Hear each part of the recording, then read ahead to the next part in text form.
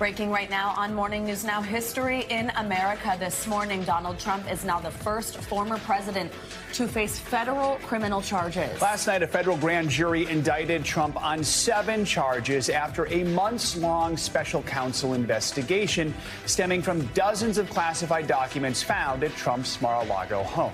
Overnight, the former president, who's now running for the Republican nomination in 2024, lashed out, saying he is, quote, innocent, and calling the indictment election interference. This is warfare for the law, and we can't let it happen.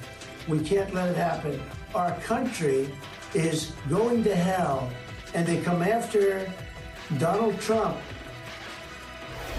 Good Friday morning. I'm Joe Fryer. Yeah, thank you for joining us on a busy morning. I'm Savannah Sellers. We have full team coverage of this historic indictment, including the impact on the 2024 Republican primary and reaction from Washington and beyond. But let's begin with NBC News legal analyst Danny Savalos and NBC News correspondent Ron Allen, who is in Miami.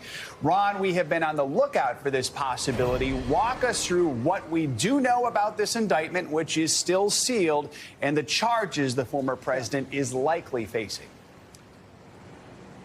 Right. It is sealed, and that's a big issue. And there's some question as to whether it will be unsealed before the former president's first appearance here on Tuesday.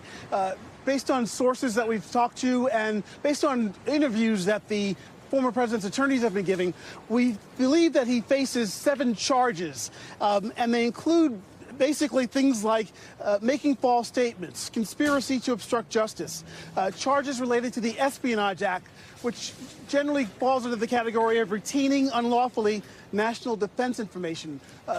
All of this, of course, revolving around the mishandling of about 100 or so classified documents that the National Archives attempted to get from Mr. Trump, and that he allegedly refused to give them. Perhaps there's some obstruction in the process of doing that. And these are serious felony charges that carry jail terms, potential jail terms of many years, several years each. So again, because this is still sealed, we don't know all the details of it.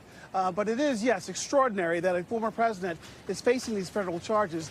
They seem much more serious than the felony charges that he faces in New York for the alleged falsification of business records. And again, we expect him to be here on Tuesday for his first appearance. Joe? Danny, let's bring you in on set here. What is the former president's best defense here?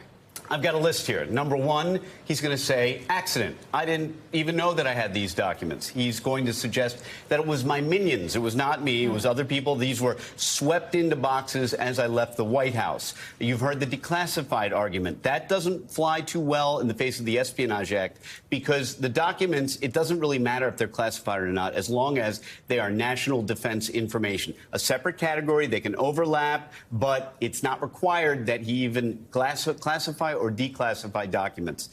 Then he may argue, I expect him to argue, that he and his team were working to give these documents back. They were meeting with DOJ people, and DOJ people were too hot to trot to charge him, and they broke off the negotiations. He'll make the argument of selective prosecution. This motion gets filed fairly often. I've probably filed a few myself. They almost never win. And finally, politically, he's going to argue, and this is not really a legal argument, but he's already made the point, this is my political opponent for the White House, my Democratic opponent, his Justice Department prosecuting his greatest threat to the presidency. Again, it's not a legal argument, but politically speaking, for his campaign, it's probably his strongest, at least to his base. This declassify argument is the one he seems to at least be making publicly. Hey, I have access to this. We've heard him say it in the CNN town hall, in the interview with Sean Hannity, but you're pointing out it may not be a strong argument in court right now. Not at all. And it shows that he probably doesn't understand the underlying law, which is,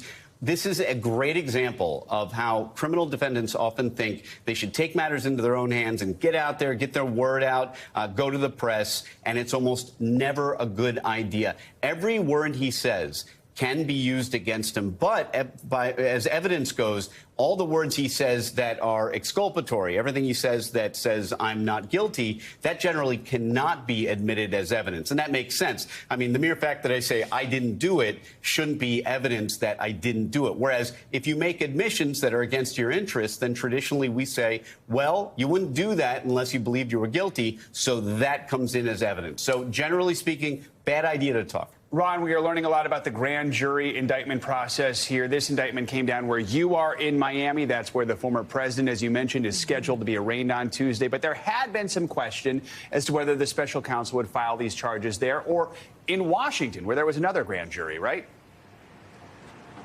Yes, a grand jury that we knew about in Washington that's been in session since November and looking at a number of things, not just the documents issue, but of course the January 6th issue. The special counsel has purview over those two issues, those two broad categories of potential charges.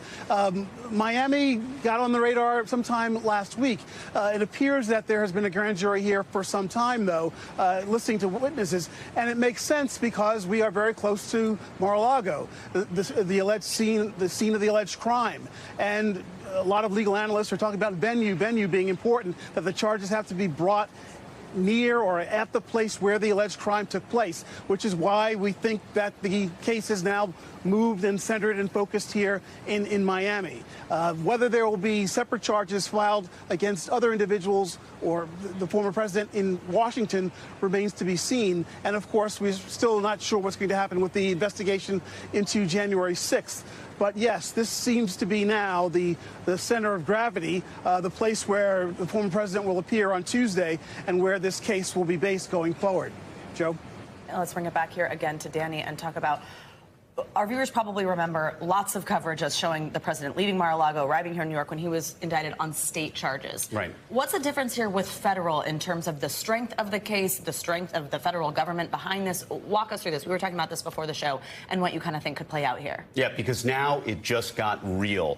When the state of New York charged Donald Trump, when Alvin Bragg in the Manhattan DA's office charged him, those charges don't impress me much. The reality is that I think those are defensible, maybe not morally so, but they are, and I think there's a consensus here, even among former DAs who were on the team, that there are some questions about the viability of those charges. But make no mistake about it, there is nowhere defense attorneys like me like being less than in federal court. 90+% of federal criminal cases end in guilty pleas. And of those that go to trial, 90+% end in guilty verdicts. So I can't do the math there, but that seems pretty close to 100% of the time. When you're in federal criminal court, you're going to get a guilty verdict or a guilty plea. Make no mistake about it, when the federal government investigates a case for this period of time and they make a case, it stays made. That's why there's all this talk about, well, they wanted to be in D.C., but now, you know, they don't really want to be in Florida.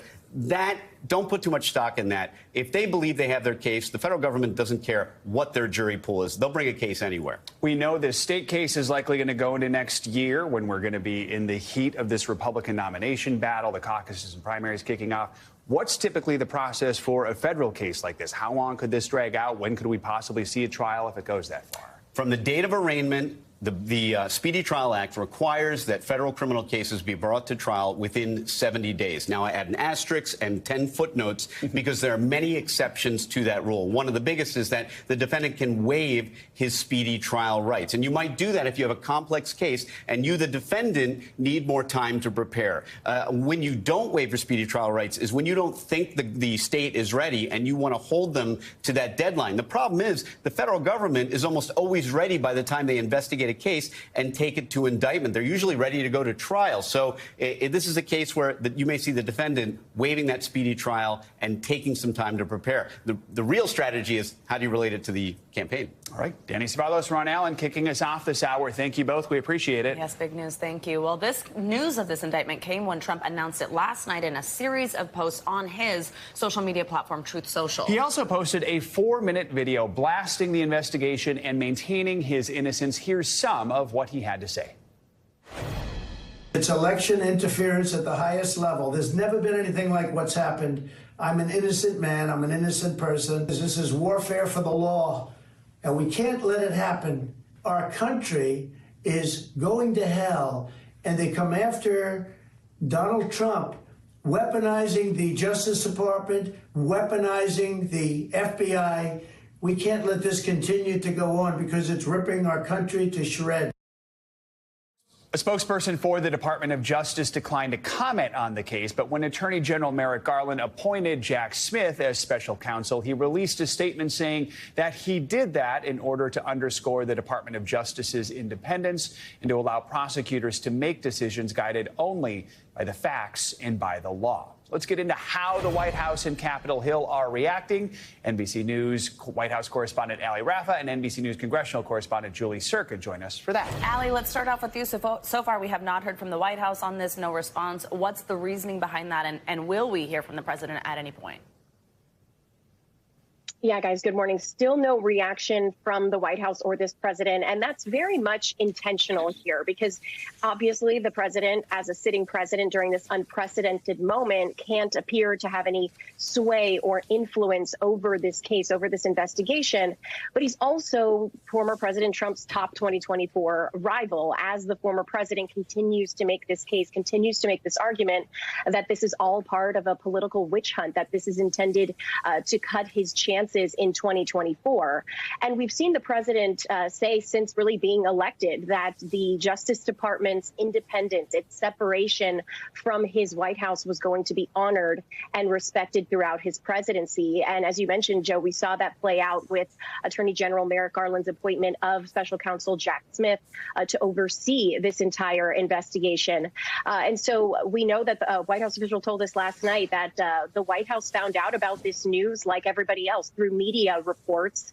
And that's really how this was all intended to be in the beginning. So the caveat here is even though the president hasn't spoken about this, hasn't commented on this yet, that doesn't mean he's not going to. He's going to be at an event in North Carolina this later today to honor military families. And he's no doubt going to be swarmed by reporters asking him to react to this. So the White House, the president, trying to stay as far away from this as possible, but whether they can actually do that is a big question. I'll definitely be asked about it. So, Julie, we know who is talking about it, Republican House leadership. They're rallying behind Trump, but it seems the GOP Senate leadership has been quiet, right? I mean, talk to us about who is talking and who isn't talking right now.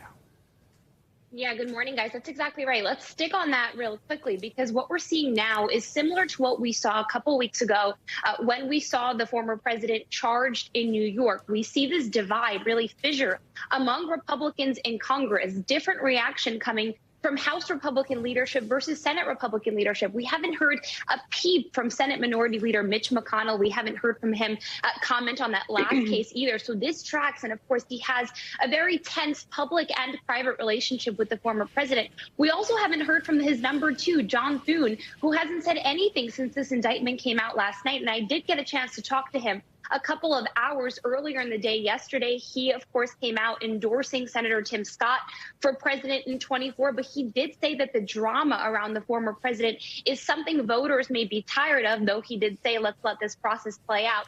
Let's pull up on the screen, if we can, some reaction we're seeing on the flip side from House Republicans, including Speaker McCarthy, who tweeted last night saying, I and every American who believes in the rule of law stand with President Trump against his grave injustice. House Republicans will hold his brazen weaponization of power accountable. You'll remember that last time when the former president was indicted in New York, he directed the House to actually come up with inquiries, send letters, try to compel New York DA Alvin Bragg to come and testify before the committee. We'll see if we see similar actions coming from the House. In this case, of course, this is different because this is the federal government. And Julie, let's talk about the other side of this. Of course, we're hearing a much different message from Democrats. What have we heard?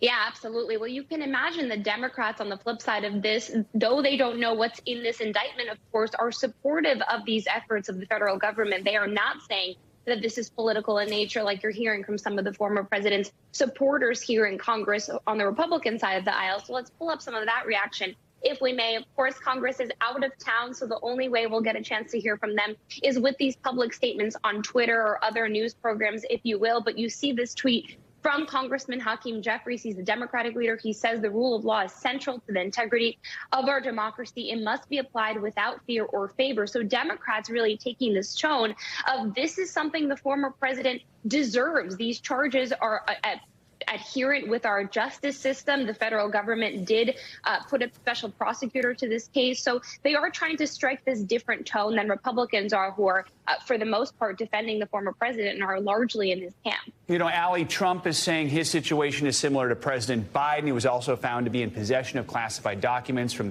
his time in the Obama administration. Can these two cases really be compared? Real quickly here, what are the differences?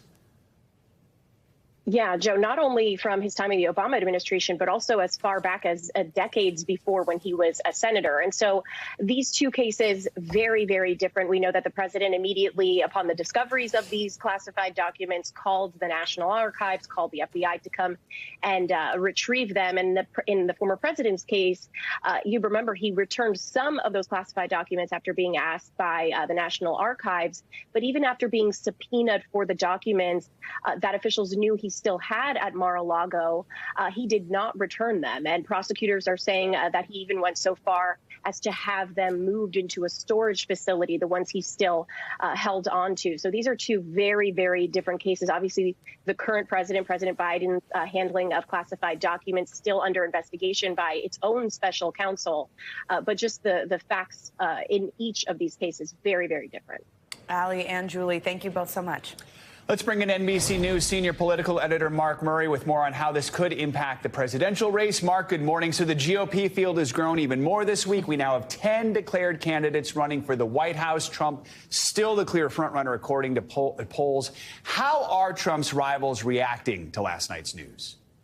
Many of Donald Trump's rivals who ended up commenting last night defended the former president. You ended up seeing Ron DeSantis, possibly the chief rival to Donald Trump, complain about the weaponization of the federal government under the Biden administration. We also heard a similar argument from Tim Scott, the Republican senator from South Carolina, as well as Vivek Ramaswamy. But we did end up hearing some different comments from Chris Christie, who got into the presidential race earlier this week, tweeting that no one is above the law. And we need to see the facts come out as they may. And of course, the indictment has not come out yet. And so Chris Christie preaching some patience. And then Asa Hutchinson, the former Arkansas governor, ended up releasing a statement last night calling for Donald Trump to resign. Now, those voices are in the minority, and most of the Republicans who are defending Donald Trump right now, it is very reminiscent to back in April when Donald Trump was first indicted on state charges in New York. Yeah, so despite that first indictment that was just earlier in the spring, that hush money case, Trump has continued, as Joe said, to have this overwhelming support in the polls, be the clear frontrunner. We're a little more than 2 months from the first primary debate. How does this new indictment impact the 2024 race? Do we know yet? Yeah, Savannah, look, you're exactly right that after that first indictment, we only saw Donald Trump's lead grow in Republican polling in that presidential contest. And in our own NBC News poll back in April after those New York charges, we found 68% of Republican primary voters saying that they want to stand behind Donald Trump versus 26% who say maybe it's time for another general election nominee who won't be distracted by these kind of investigations. Now, it is important to note that we have yet to survey these newest charges. We always need to be on the lookout for changes in public opinion. I guarantee you we'll be able to do it. You and I will talk about future polls that end up coming. But previously, we have seen a Republican Party rally around Donald Trump, and we'll see if that happens again. Yeah, the state charges a few weeks back seemed to help him out in the polls, so we'll see what happens with the federal ones as well. Mark, thank you so much. Well, NBC News presidential historian Michael Beschloss is with us now. Michael, thank you so much for joining us on a big morning. And I just want to start by asking you your reaction when you heard about this new indictment, the first time a former president is facing federal charges. It's a day I never expected to see. It's surreal, and I thought never wanted to see. Because I think, you know, for Republican leaders to say this is the weaponization of our system, you know, they're insulting that grand jury in Miami that heard out the evidence and returned an indictment against Donald Trump for the first time of any president with federal criminal charges. So if you believe in our system And let's say if you're even skeptical that Donald Trump did any of the things that we're about to find out that he is accused of, let's have some faith in our system and our rule of law. He will get a fair trial. He will be declared guilty or not guilty. Michael, you always help us use history to understand the present and even the future. We know this is an unprecedented event in American history, but are there any other events we can kind of look to as any sort of guidance on something like this? Joe, the closest would be 1974. Richard Nixon resigned from office, was being charged not by the legal process, but by critics and probably by Congress, had he stayed in office, of things like obstruction of justice and conspiracy, other bad things. Nixon thought that he was going to be indicted. He called up members of Congress and suggested to them that he was having nightmares about the cell door closing on him in prison. Members of his family went to the new President Ford and said, "We're worried that Nixon is going to kill himself. He's so depressed." 1 month after Nixon left office, Ford pardoned Nixon, spared him ever having to go to trial, gave him a, quote, full, free, and absolute pardon. The sad thing is, 1977, only 3 years later, Nixon goes on TV with David Frost, as we've seen in Frost-Nixon, the movie and play of a few years back. And Nixon tells David Frost, and this is a verbatim quote, "Well, if the president does it, that means it is not illegal." So Nixon used Ford's grace in giving him a pardon to basically say the White House is a pre-crime zone. So for his part here, and I actually want to ask you kind of similarly related to what you feel that did to the office of the president, the perception of it, what happens now? First, for his part, I mean, Trump has pleaded not guilty in the New York investigation on those state charges, said he did nothing wrong as well in this Florida case.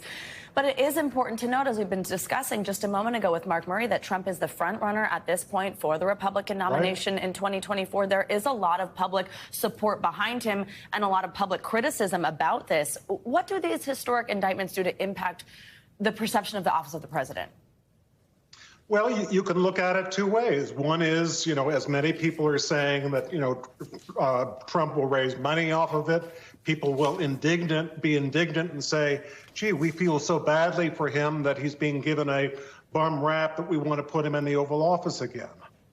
I have to think that people have enough faith in our system that at the very least they will say, if a grand jury in Miami voted this indictment, first time in history for an American president, maybe there's something wrong here, and maybe we shouldn't reward him with the presidency without knowing exactly what happened. As of now, we not only don't know that in terms of legal evidence, we don't even know exactly what the indictment says. Right. We will know in several days. Michael Beschloss, we always appreciate your expertise on a morning like this. Thank you very much for your time. My honor. Thank you both. Thanks for watching our YouTube channel. Follow today's top stories and breaking news by downloading the NBC News app.